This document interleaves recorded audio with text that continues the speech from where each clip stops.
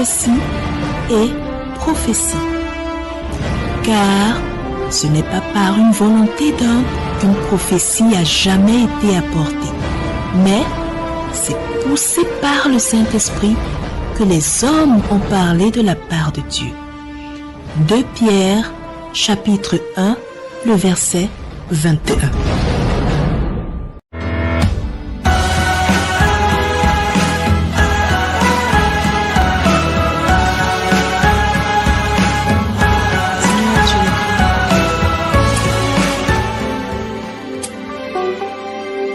Tu es tout-puissant. Tous les autres dieux sont des faux dieux. Ils viendront tous se prosterner devant toi pour reconnaître ta puissance, pour reconnaître ta majesté, pour reconnaître ta splendeur, mon Dieu. Sois béni à jamais parce que tu es grand. Donne-nous de contempler ta grandeur chaque jour. Numéro 2. Je crois que pour celle-ci, comme c'est une précieuse femme du Seigneur que le Seigneur veut attraper, c'est mieux qu'il ne cite pas encore son nom. Je vais essayer de la contacter. C'est une personnalité de ce pays-ci. Je vais essayer de faire le maximum de contacter si la personne ne parvient pas avant qu'on va parler de ceci. C'est une des grandes personnalités de ce pays-ci. Donc, notez le numéro 2.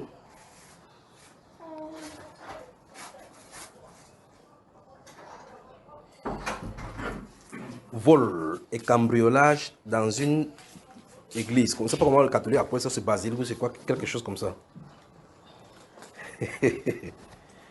Numéro 2, vol et cambriolage dans une église, entre parenthèses, basilique catholique. Les idoles, donc on va voler les idoles. C'est parce que j'en peux faire, c'est pour ça que ça m'amusait dans la vision aussi. Les idoles et autres objets de valeur emportés. Le pays. Le pays, les deux pays où c'est mentionné sont nommés ici, mais le Saint-Esprit dit qu'il supprime ceci parce que les mêmes choses peuvent se répliquer dans d'autres pays. Donc on prie. Les divinités qui vont sortir là-bas, parce qu'il y a une plaque dans cette vision, c'est quand j'ai vu, il y a une... Vous appelez les œuvres d'art ici. Il y a une œuvre d'art qu'on a volée là-bas, ça vient des siècles passés, mais ça regorge de puissance. C'est en ce sens que ça nous concerne. Ça regorge de puissance. Donc il y a une œuvre d'art. Je crois que même le détail ne devait pas donner. De toute façon, vol et cambriolage dans une basilique catholique des objets, des idoles et autres objets de valeur emportées. Oui.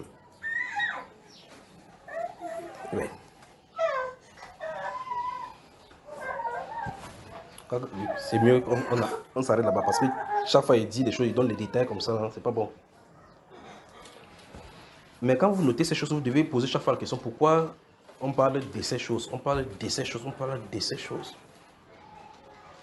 Vous avez noté?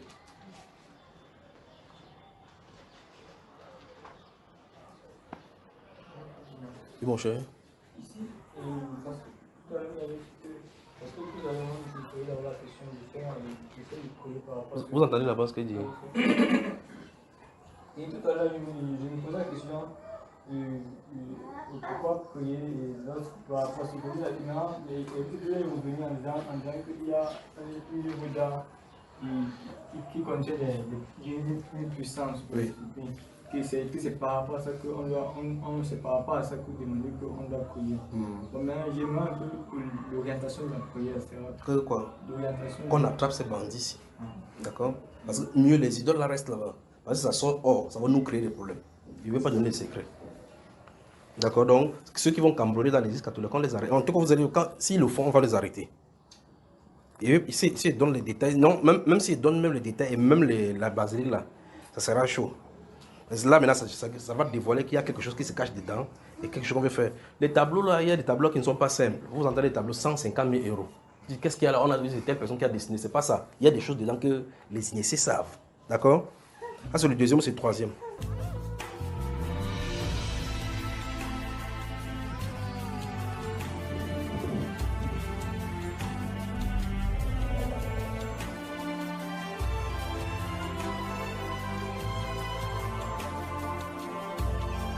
Ces dernières semaines, comme le reste de l'année, de nombreuses églises ont été la cible de départs de feu, de vandalisme ou même de profanation.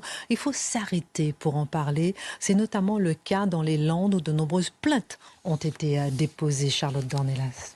Oui, on a en fait une trentaine d'églises. Alors, il y en a une vingtaine dans les Landes, mais si vous ajoutez le Béarn et le Pays Basque, il y a une trentaine d'églises en quelques semaines qui ont été attaquées. Alors, le diocèse de Dax, donc l'autorité religieuse, on va dire l'équivalent du département, mais religieux, a expliqué que depuis le mois de mai, plusieurs dizaines d'églises ont été attaquées. Alors, vous avez des profanations. La profanation, c'est reconnu par l'Église, c'est-à-dire des hosties consacrées qui sont profanées ou de nombreux vols.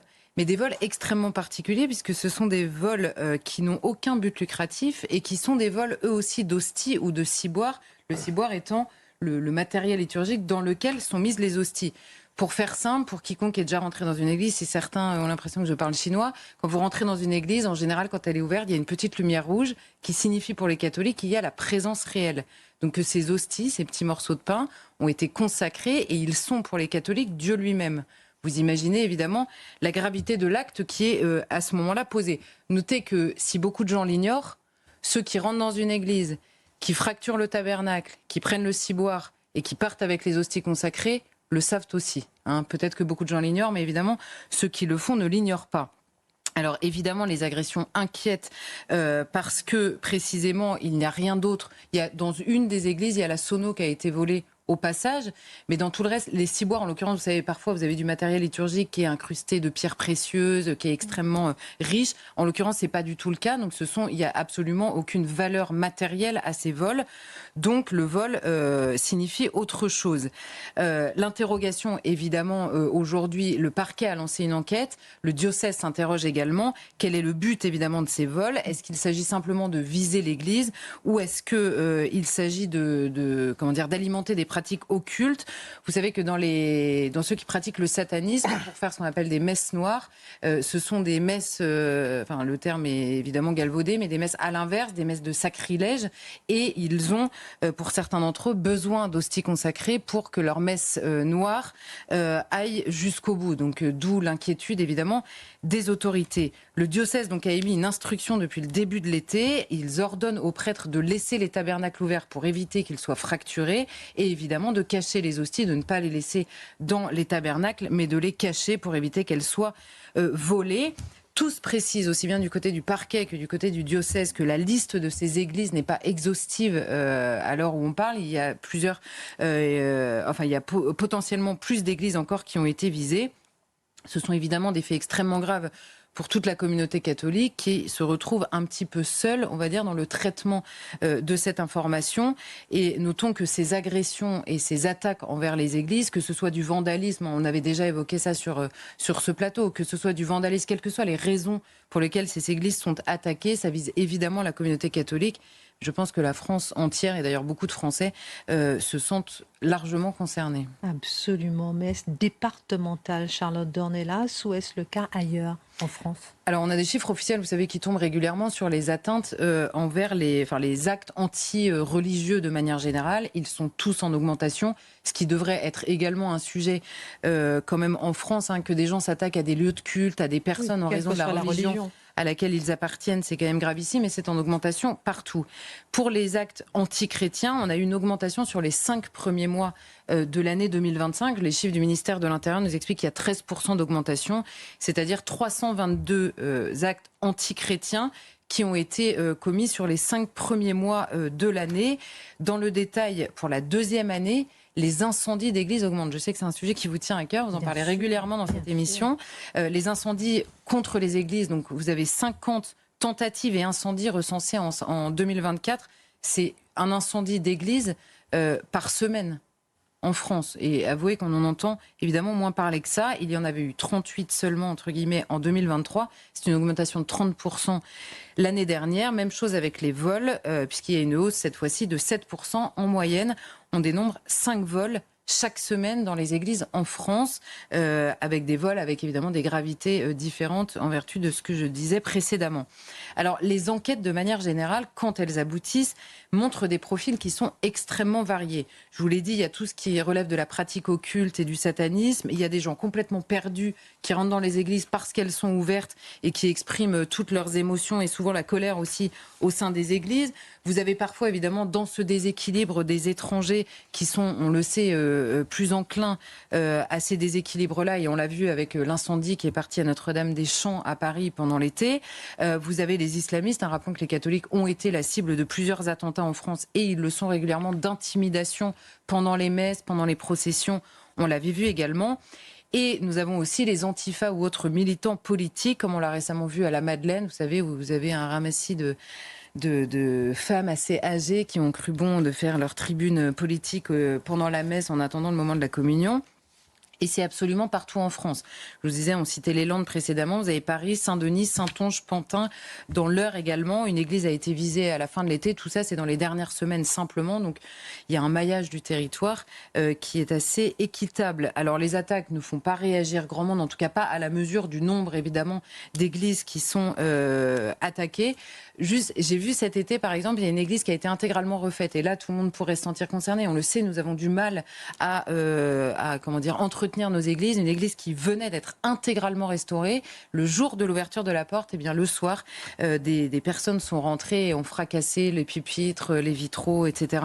Donc il y a vraiment une volonté de nuire absolument. Et on pourrait rappeler également dans la sphère publique, vous vous souvenez que Manon Aubry, qui est quand même eurodéputée française de la France Insoumise, avait expliqué il y a quelque temps que depuis les guerres de Vendée, il n'y avait pas eu d'acte antichrétien, si ce n'est la mort du père Hamel. Il faut peut-être lui, la comprendre, puisque c'est pas en allumant la télévision que Manon Aubry va apprendre qu'en effet, il y a des actes antichrétiens, qu'ils sont extrêmement récurrents. Dieu merci, pas toujours aussi graves qu'à Nice ou pour le père Hamel, mais ils le sont évidemment. Et tout ça a un sens. Et c'est peut-être celui-là qu'il faudrait retrouver, s'attaquer à une église, à un lieu de culte évidemment, à une église, à des personnes. Et il y a quelques jours, des tombes de soldats de la Première Guerre ont été profanées. Eh bien tout ça, évidemment, relève une société incapable non seulement de respecter le sacré pour ceux qui agressent, mais pour toute une société qui ne réagit pas quand certains agressent et qui ne rétablit pas la gravité des actes, au moins dans l'importance qu'elle leur accorde. Ça dit quelque chose de profond de la France. Vous évoquez l'international, peut-être Charlotte Dornelas, les chrétiens, on le sait, sont très souvent la cible de persécutions terribles à travers le monde aussi. Qu'en est-il ? C'est vrai que là non plus, vous avouerez que la communauté internationale n'est pas dans une indignation très bruyante. Et pourtant, on le sait, l'international a pris de la place récemment. Les drames s'accumulent. Il ne s'agit pas de faire un concours de vie dramatique ni de guerre atroce. Simplement, il y a certaines guerres qui ne sont pas évoquées et certaines persécutions qui ne le sont jamais non plus. Les bourreaux des chrétiens à travers le monde sont parfois communistes, parce que les communistes non seulement ont eu des victimes dans l'histoire, on se souvient de la chronique de Gabriel, oui, mais ils continuent à en avoir de bien réels aujourd'hui. Vous avez évidemment des victimes de dictateurs qui ne supportent pas évidemment la question religieuse, les islamistes dans certains pays, le narcotrafic dans beaucoup d'autres, toute l'Amérique du Sud par exemple, partout dans le monde en effet, les chrétiens sont la cible d'attaques. C'est déjà vrai en Europe. Alors vous avez un rapport de l'Observatoire sur l'intolérance qui dénombrait 2500, un peu moins de 2500 actes de violence recensés l'année dernière, et l'Union européenne avait refusé pour la énième année consécutive de nommer un coordinateur sur la haine antichrétienne, alors que les années précédentes, elle avait nommé des coordinateurs sur la haine anti-musulmane et antisémite. Et ailleurs dans le monde, les massacres se multiplient. On a eu près de 50 000 déplacés au Mozambique par une guerre absolument atroce dont le pape seul a parlé ces derniers jours, des attaques brutales de djihadistes. En Syrie, on a eu un attentat suicide dans une église, 20 morts, une quarantaine de jeunes chrétiens massacrés dans leur église au Congo, 200 morts dans un attentat au Nigeria ces derniers temps. Ce sont des prêtres emprisonnés, des chrétiens humiliés, menacés à peu près partout sur la planète, des enfants kidnappés aussi, pour le seul fait qu'ils soient chrétiens. Et en effet, l'indifférence est assez internationale, elle aussi, malheureusement. Quand l'Esprit parle, prêtons oreille, car Dieu parle cependant, tantôt d'une manière, tantôt d'une autre. Et très souvent, l'on n'y prend point garde.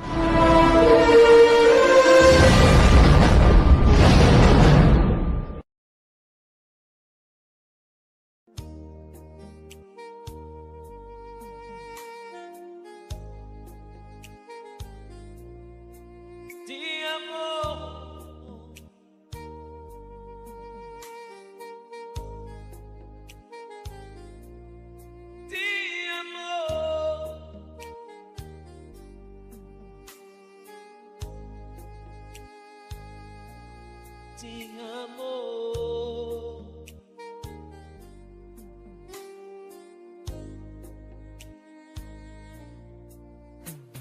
Seigneur, dis un mot dans ma vie. Seigneur, dis un mot dans ma vie.